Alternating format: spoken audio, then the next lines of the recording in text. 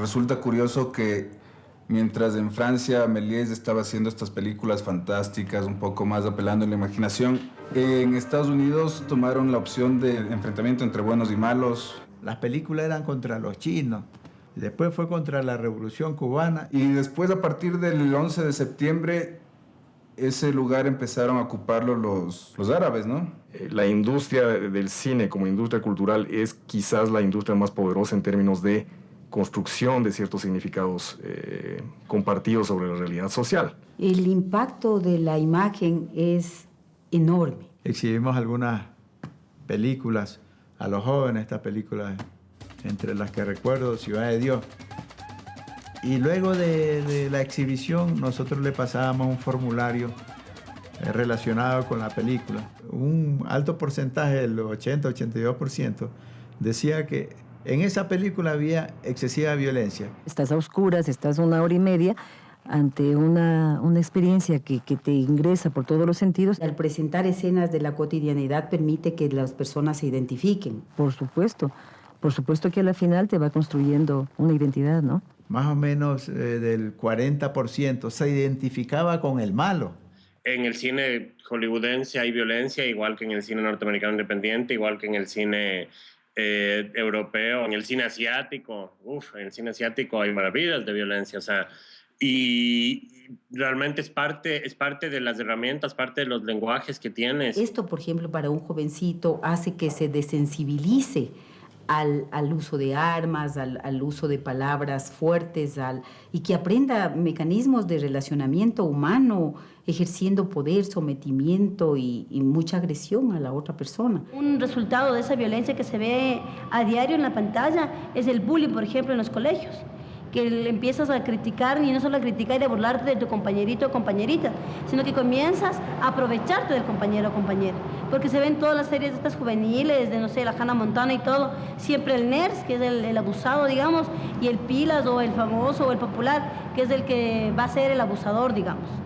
Y eso se empieza a reproducir en los colegios, no como algo natural, algo intrínseco, sino algo que han venido metiendo desde la pantalla todo el tiempo. Las generaciones nuevas especialmente se forman a través del cine. Pero obviamente la más espectacular es la de la guerra.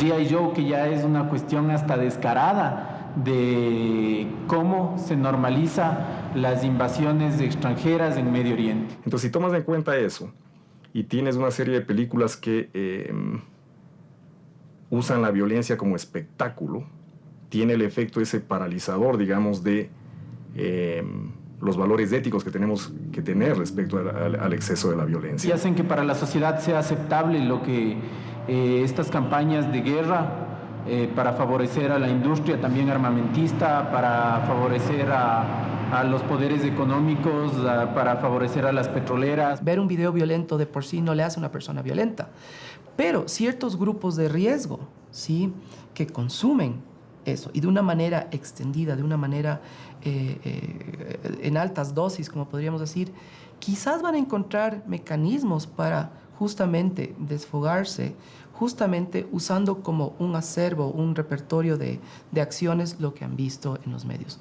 Aún así, no existen estas relaciones directas entre consumo y efectos. Es obvio que el cine es el mayor medio de comunicación y de formación de individuos, de sociedades y de valores. Mientras más jovencito el sujeto, más influenciable es a lo que le trae la pantalla. Un niño, por ejemplo, ¿no es cierto?, hasta los 5 o 6 años está formando como su disco duro, sus esquemas mentales, y está mucho más indefenso ante lo que le trae la pantalla. Un niño de 4 o 5 años, más o menos por la exposición a ver televisión, había observado unos 4.000 o 5.000 crímenes. Hollywood como industria no solo vende productos, sino vende ideologías. Ahí hay un tema muy complejo que tiene que ver con cuestiones geopolíticas, con cuestiones de racismo, con cuestiones de posicionar unos imaginarios frente a otros en términos jerárquicos. Un chico más sabe de la bandera de los Estados Unidos que la misma bandera del Ecuador, porque si usted ha observado, en toda película norteamericana se exhibe la bandera de los Estados Unidos como un hecho de dominación o de propaganda de su bandera. Es como una máquina de uniformización, es como un agente de globalización y por tanto de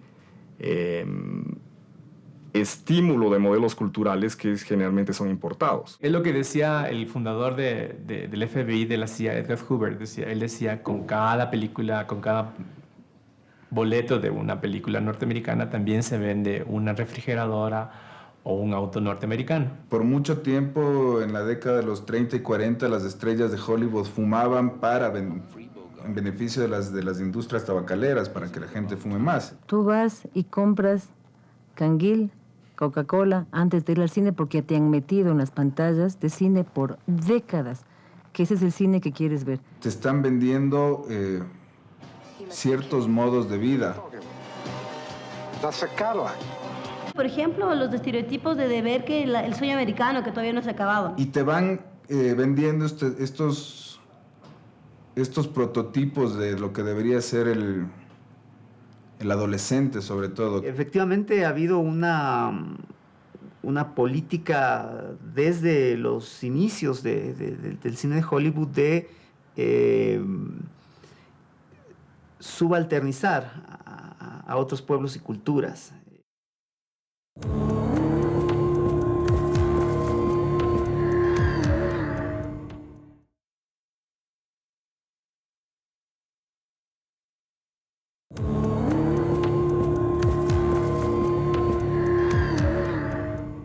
Bueno, en los inicios del cine, más bien ha habido una búsqueda de exotismo cuando estaban hablando de los latinos, ¿no?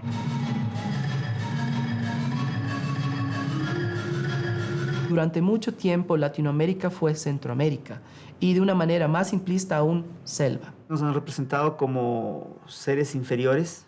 Una mujer vacía, como coqueta, como un poco descuidada. De sirvientes, de narcotraficantes. Selva y un paraje subdesarrollado. Machista, regio galán, buen amante, que cede con poca ética a todo lo que le proponen. Por ejemplo, en la película Cara Cortada, en la nueva versión, si antes contaron la vida de Al Capone, ahora Al Pacino interpreta a un inmigrante cubano.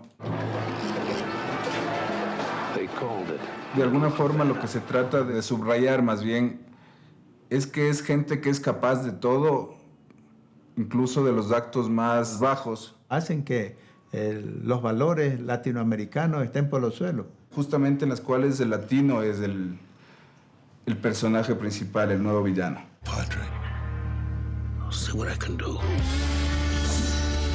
Es evidente que nuestra cultura está totalmente permeada por el imaginario que propone Hollywood, ¿no? Esta idea tan tajante entre el éxito y el fracaso, esta idea tan tajante entre el héroe y el villano. Al estar tan permeados por esos valores, empiezan a ser parte también de lo que nosotros mismos reproducimos. Existe una sociedad que monitorea los medios para encontrar las representaciones de minorías. Y ellos lo que hacen es, miran durante un año los programas en horario AAA, ¿sí? Y los noticieros, y se ponen a contar cuántos asiáticos, cuántos latinos tuvieron roles protagónicos importantes en las series que todo el mundo ve y que son AAA. Y justamente los indicadores siguen siendo paupérrimos. Hace 10 años produjimos una película aquí en el Ecuador, Prueba de Vida, en la que justamente estuvimos muchos productores ecuatorianos, y la imagen también del latinoamericano en esa película era una imagen denigrante. Se han comprado un tipo de uso de la violencia en el cine que refuerza, digamos, la idea de que nuestras sociedades son dominadas por narcos o por mafias o el poder político como inherentemente corrupto. Mucho se da en el fenómeno de las narconovelas que tanto están poblando los canales de televisión por estos tiempos. En Tetas no hay paraíso, las muñecas de la mafia. Nosotros mismos estamos explotando esta imagen del latino como narcotraficante y ese estilo de vida como un estilo de vida atractivo. Digamos, hay otra consecuencia adicional que es la cuestión esta de la pornomiseria, que es como desarrollar una mirada morbosa sobre la intimidad de la pobreza retratada a través de estereotipos violentos, ¿no? Mucho del cine latinoamericano tiene sus dosis de pornomiseria. Lo que nos hace a veces determinar si algo tiene pornomiseria o no es qué tan bien hecha está esa pornomiseria. Seguimos justamente entrampados de una noción en que no es solo cómo nos representan, pero al mismo tiempo qué oportunidades, qué otras versiones de vida acceden o están a la mano para los jóvenes ecuatorianos y que puedan pensarse más allá de lo que justamente hemos visto y que seguiremos viendo. Yo pensaría que el adolescente de ahora, de la actualidad, está más, por efectos de la globalización y de los medios, está más alejándose de reivindicar su origen latino, mestizo, y hace de todo para parecerse a otro personaje. Yo creo que hay una marca muy importante, un giro muy importante en el cine ecuatoriano, y voy a poner un momento de cambio que es la película de Sebastián Cordero, la de Ratas, Ratones y Rateros. Es la primera vez que tenemos una mirada local, ¿sí? Una mirada de nuestro contexto cultural, pero contemporánea. En los últimos 10, 15 años han logrado muy buenas producciones que le han ido posicionando al cine en la mente del consumidor local como algo bueno. Es resultado de un momento histórico de la sociedad ecuatoriana, resultado de una serie de incentivos que ha generado la industria cinematográfica local, resultado de el hecho de que ciertos directores están vinculados a un mercado más global. La última, Tania Hermida, debe estar cerca de los 100 y pico de mil espectadores. Pescador debe estar cerca de 80.000 o 90.000 espectadores. Un estreno peruano no hace más allá de 4.000 a 5.000 espectadores. Vengadores este rato está posicionada como la película más taquillera en la historia del cine en el Ecuador. 600.000 por lo menos, y si va bien puede llegar a 800.000 y quizás 1.000.000, que eso sería fuera de serie, algo que nunca se ha visto. Competir, muy difícil. Tiene que encontrar su nicho de mercado, y esto lo está haciendo con Sebastián Cordero con sus películas, lo está haciendo Tania Hermida con sus películas, lo están haciendo los nuevos cineastas ecuatorianos. En Ecuador se ha dado un fenómeno muy interesante que se llama Ecuador bajo tierra. Que tenía sus propios parámetros de producción, sus propios parámetros estéticos. Cineastas amateur y autodidactas a través del circuito de la piratería han difundido millones de copias de DVD para promocionar un tipo de cine de género popular.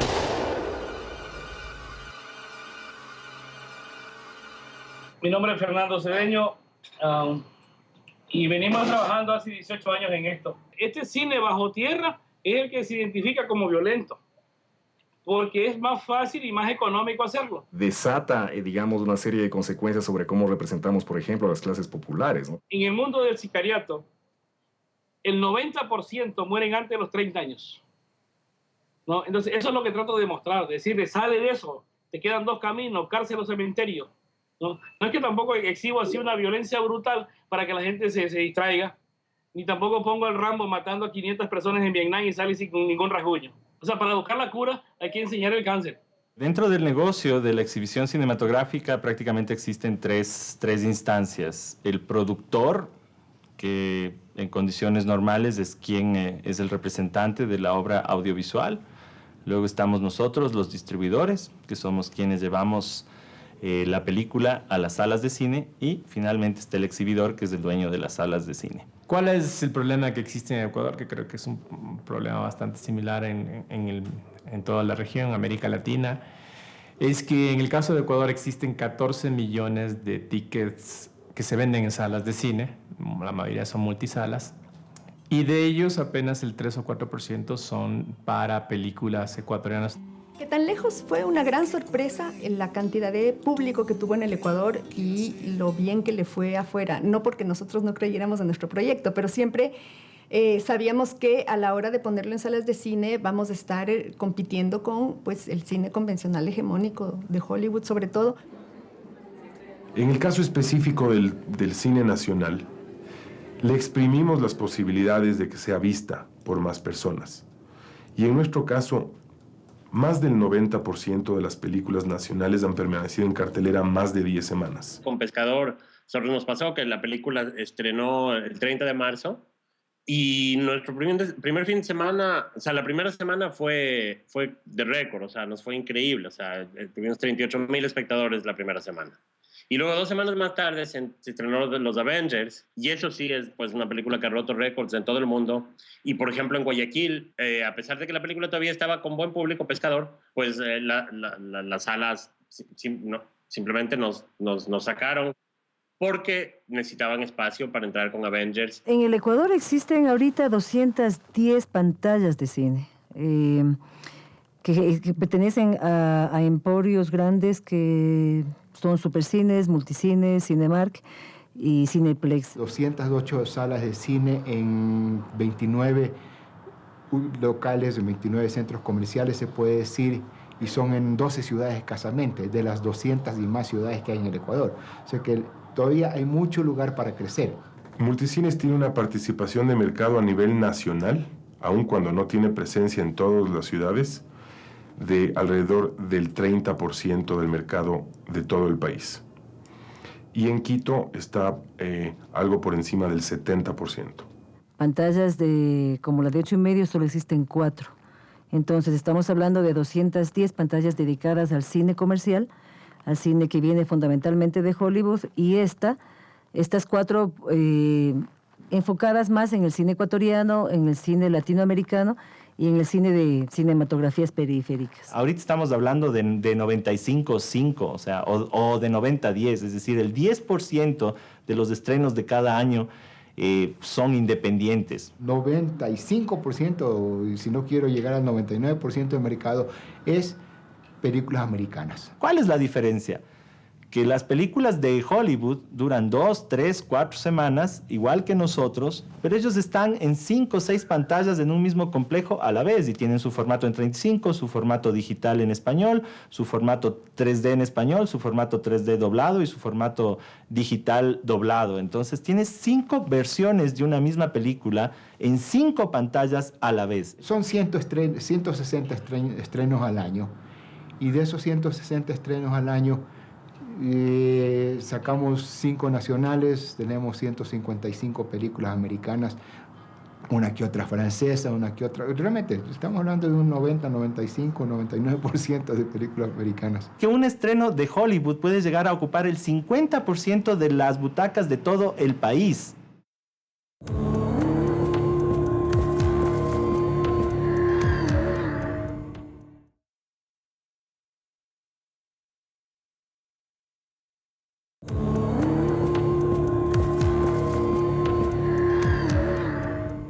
Creo que cada cineasta tiene que buscar qué es lo que el público quiere ver. No es lo que ellos quieren que el público vea. Hay que entender algo clarísimo, ¿no? El consumidor final no ve algo, no ve una película porque está en cartelera o porque está en cartelera de manera obligada. El consumidor final ve algo porque le interesa, porque es buena.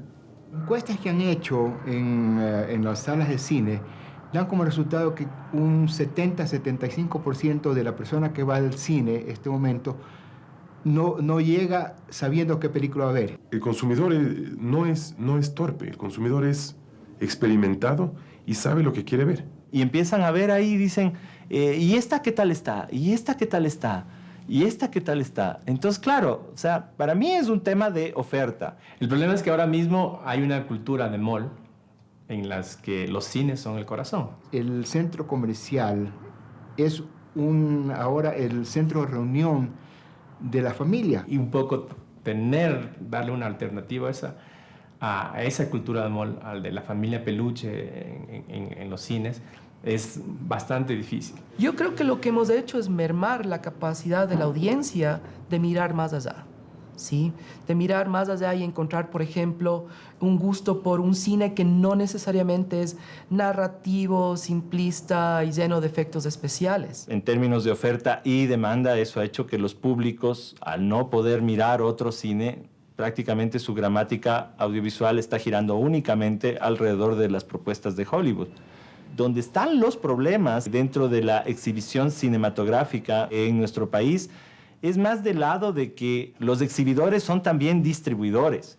Están en el negocio de vender entradas, ¿sí? Correcto, que eso ya está súper claro, pero también están en el negocio de recuperar la inversión de las películas que compraron. Y eso sí crea una brecha bastante de competencia desigual. En muchos lugares donde ya se probaron sistemas de estímulo a la producción, por ejemplo en Argentina, tienes que están produciendo 120 películas al año, de las cuales se estrenan 30. A mí me ha sorprendido que nos inviten a 8:30 a México, cuando México es un monstruo a nivel de la industria del cine latinoamericano, justamente para invitarnos a exhibir su cine, porque se quedan las películas en los cajones y en las bodegas de los productores porque no tienen espacios donde exhibir. En Ecuador estamos siguiendo por el mismo modelo.